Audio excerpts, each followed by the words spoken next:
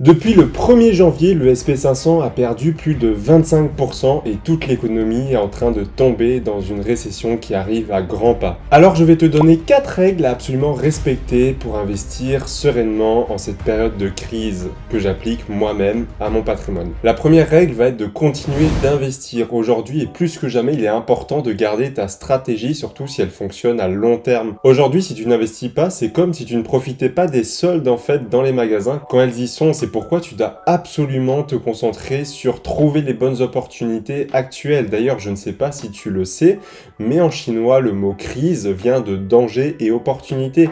Parce que comme à chaque crise, il y a forcément des dangers, des entreprises qui doivent fermer, licencier, mais il y a également des opportunités qui se créent. Aujourd'hui, des grosses boîtes comme Microsoft et Disney ont commencé à exister lors de crises. Et donc, tu dois vraiment prendre en compte qu'aujourd'hui, c'est certainement la meilleure solution pour toi de continuer tes investissements. Tu dois surtout pas prendre et faire jouer ton émotionnel. Tu dois vraiment garder l'esprit rationnel et continuer d'investir, peu importe la situation. Aujourd'hui, tu n'investis pas en bourse comme si tu achetais un nouvel iPhone. Pourquoi tu achètes un iPhone? Parce que c'est de l'émotionnel. Tu as envie d'avoir les meilleures photos, tu as envie d'avoir un objet luxueux dans les mains, tu as envie également de pouvoir montrer que tu fais partie de cette classe sociale. Mais maintenant, en bourse, quand on investit, c'est 100% de la logique. À partir du moment où il y a de l'émotion dedans, c'est là que tu peux faire de très grosses erreurs, notamment en cette période très baissière. Parce qu'il faut prendre en compte que tu vas pouvoir acheter des actifs beaucoup moins chers. Aujourd'hui, si tu achètes l'action McDonald's, tu l'achèteras à un prix beaucoup plus réduit qu'il y a un an certainement, et ça va te permettre de gagner plus d'argent à la remontée de ce titre d'action-là.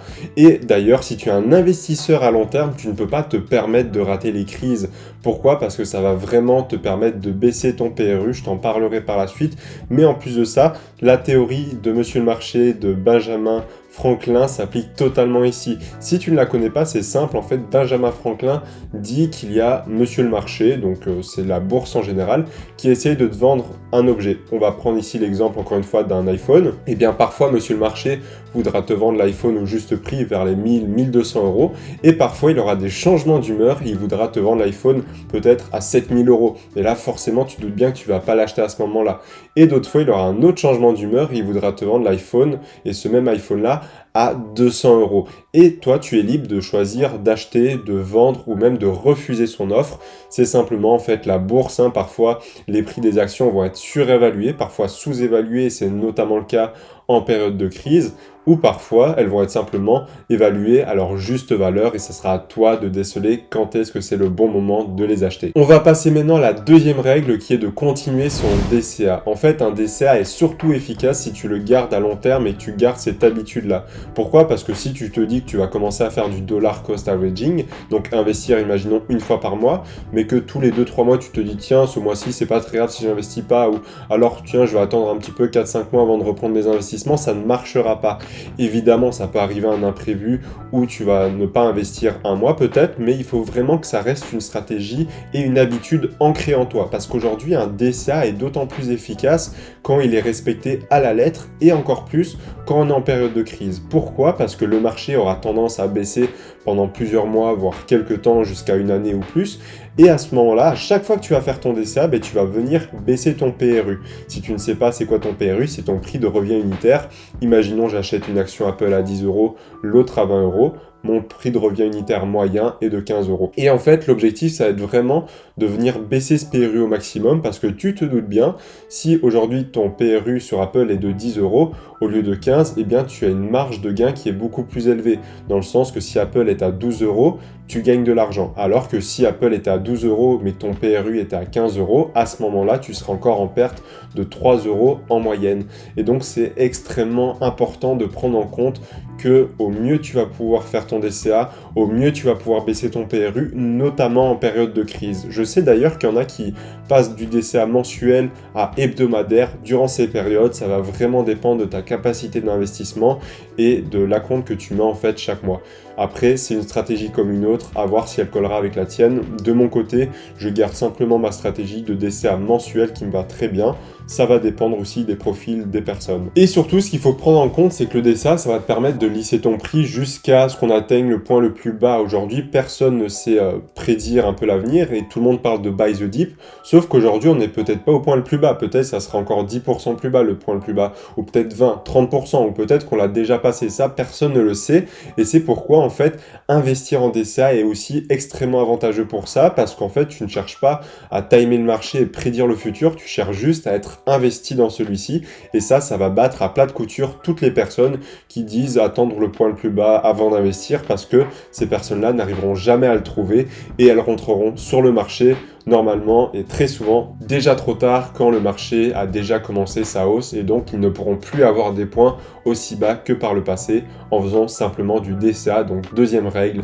garde absolument ton DCA de manière régulière et avec une certaine discipline. La troisième et avant-dernière règle, c'est d'augmenter son apport. Pourquoi faire ça? Eh bien, ça va te permettre en fait d'acheter plus en plus grande quantité et forcément de faire baisser ton PRU de manière plus drastique. Tu te doutes bien que si tu doubles ton apport quand le prix de ton action est en dessous de ta moyenne, eh bien, tu vas pouvoir faire baisser drastiquement cette moyenne-là. Et donc, quand les actions vont remonter, tu vas pouvoir encore une fois gagner plus d'argent. Donc, si tu le peux, parce que forcément, tout le monde ne peut pas, par exemple, doubler son apport d'investissement chaque mois, mais si aujourd'hui tu le peux, je te conseille fortement que une fois que ton action passe en dessous de ton PRU, d'essayer d'augmenter cet apport-là. Ça va te permettre en fait, toi de ton côté, de pouvoir investir plus, de pouvoir acheter plus qu'en temps normal, et surtout de pouvoir acheter beaucoup moins cher. C'est un peu en fait comme si tu pouvais acheter 6 boîtes de céréales au lieu de 4 grâce à une promotion, tu en profiterais, ben là tu dois essayer de faire la même chose. Évidemment, il faut que tu fasses la différence entre une pomme vide et une pomme pleine, c'est-à-dire entre quelque chose de pourri et qui est vraiment un danger de mettre son argent dedans, et d'autre chose qui est une opportunité avec de très bons fondamentaux, une très belle technique, mais qui actuellement crache à cause du marché en fait. Et le fait d'augmenter ton capital d'investissement chaque mois va te permettre de profiter drastiquement de la crise. Pourquoi? Parce que en fait tu vas racheter beaucoup plus cher. On fait souvent plus le comparatif avec Bitcoin, mais c'est la même chose en bourse. En crypto-monnaie, forcément quand Bitcoin passe de 69 000 $ à 20 000 $, quand tu vas acheter pour 20 000 $, tu auras un Bitcoin. Là où il y a un an, tu auras eu à peine environ un quart, un cinquième de Bitcoin. Mais là, c'est la même chose. Tu vas pouvoir peut-être avoir une action Apple pour moitié moins du prix, ou peut-être 0,5 fois moins du prix.